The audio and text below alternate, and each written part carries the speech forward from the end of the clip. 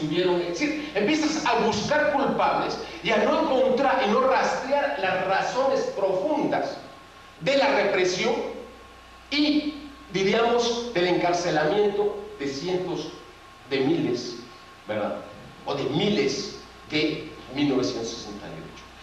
Y entonces de repente también podemos pensar en la actualidad, para ver, doy estos tipos de saltos, porque inclusive dirigentes de 1968 les urge abrir los expedientes de la historia para encontrar a los culpables.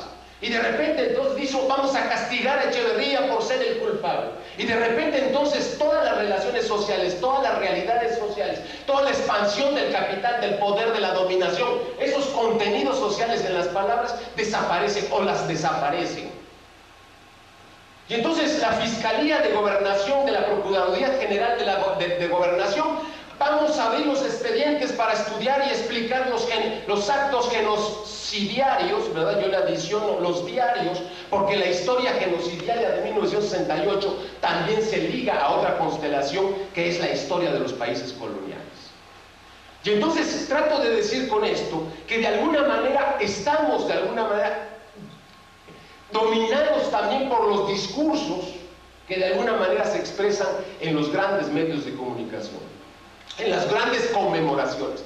Y sin embargo, en diversos espacios como este, se empiezan a generar otro tipo de reflexión, otro tipo de universidad, seguramente en otros espacios otro tipo de campo, en otros espacios otro tipo de conservar los recursos naturales, seguramente en otros espacios se están reflexionando las estrategias político y militares frente a la militarización, como el caso de los zapatistas.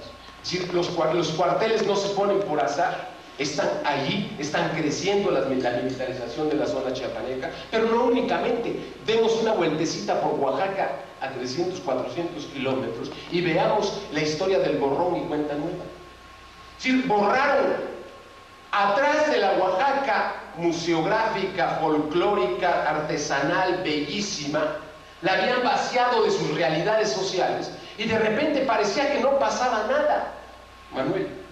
Y de repente unos pinches maestritos huevones, porque eso era lo que decían los medios de comunicación, todo un discurso mediático para acusar a los maestros huevones que no trabajaban, pobres niñitos, los tienen sin clases, etcétera, etcétera. A los niños, la función de la madre, es decir, discursos completamente, digamos, manipulados para romper la huelga de los maestros en Oaxaca. Y de repente golpean a los maestros y aparecen miles, no cientos, miles de oaxaqueños del centro de la ciudad para rechazar la agresión de la policía del Estado y con los consejos de la Policía Federal preventiva. Es decir, que empieza a aparecer todo un movimiento de lucha y diríamos, de reconfiguración o de tejidos diversos que aparecen en esas luchas de lo que sería 2005-2006. Entonces, no era el caso nada más de los maestros, sino diversas relaciones, diversas luchas que estaban en esos diversos espacios y que se estaban tejiendo de alguna manera en lo que sería la expresión de lo que se llamó después la APO. ¿Y acaso con la intervención de la Policía Federal Preventiva se acabó el movimiento de Oaxaca? Podríamos por lo menos tener algunas dudas, porque cuando nos acercamos a la ciudad de Oaxaca y encontramos en diversos espacios diversas formas de resistencia que de alguna manera están constituyendo esa nueva telaraña para detener las agresiones de un sistema totalitario, totalmente, diríamos, al interior. No es un sistema totalitario en relación a ciertos personajes de la historia, sino en relación a las relaciones sociales que constituyen a eso, es la subjetividad de esos personajes y de esas formas de hacer la política. Me refiero exactamente a lo que Hannah Arendt decía: el totalitarismo no es Hitler, el totalitarismo es las relaciones sociales expresadas en Hitler.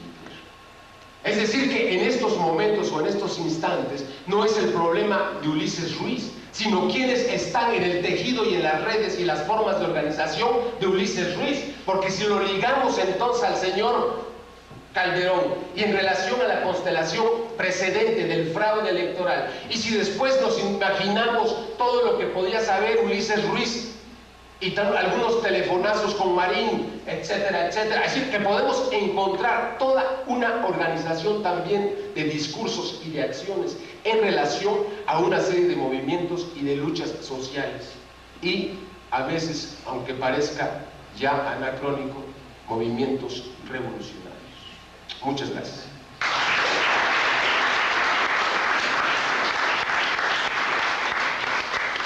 Bueno, pues se dejan ver algunos puntos de vista discrepantes entre los académicos y a mí me gustaría que se debatiera.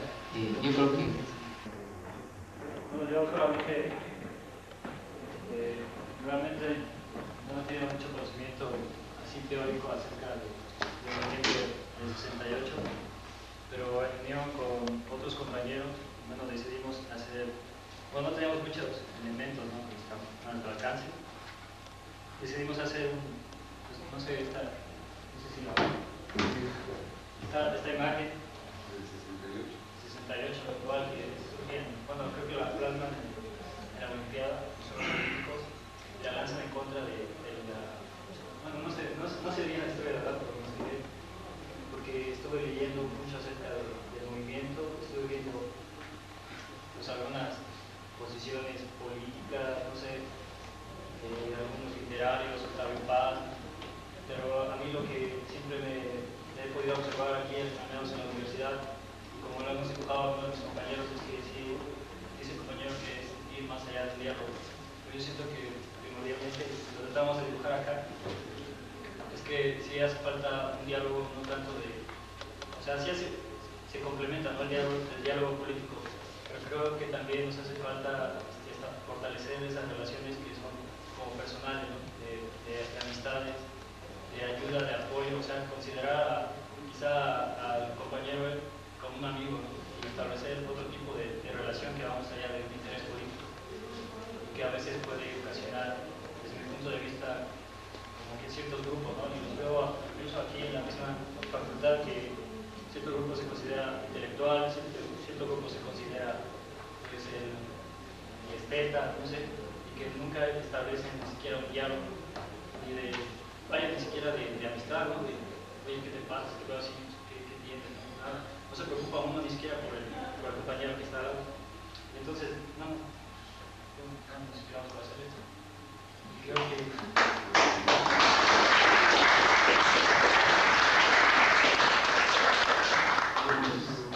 Cedemos la palabra al doctor Manuel Martínez. Pero disculpen, bueno, también la idea era que, no sé, si alguien pudiera expresar en alguna palabra aquí, pues, no sé, algo que le hiciera sentir el 68, ¿qué le recuerda? O sea, en unas palabras o un símbolo, si quieren. A la salida lo ponemos, a la salida lo podemos poner y que se quede como recuerdo también, ¿no?, de este 2 de octubre de 2002. Bueno, pues yo sentí una alusión en la intervención de Canales por lo que dije, y luego fue muy directo Fernando y no están.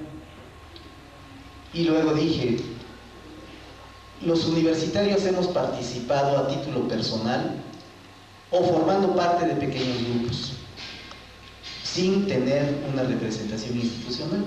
Eso fue lo que dije. No dije más. Perdón, dije que los de la Ibero mejor nos habían puesto el ejemplo. Y eso es cierto, ¿no? Eso es cierto. Con respecto a lo que dice Fernando, bueno, Manuel, ¿se hace o no se hace? Bueno, yo nunca dije que no se hiciera nada, ¿no? Yo dije, los universitarios hemos participado a título personal o formando parte de pequeños grupos, etcétera, ¿no? Y por otro lado, la pregunta es, ¿esta universidad es neoliberal o no? ¿Sí?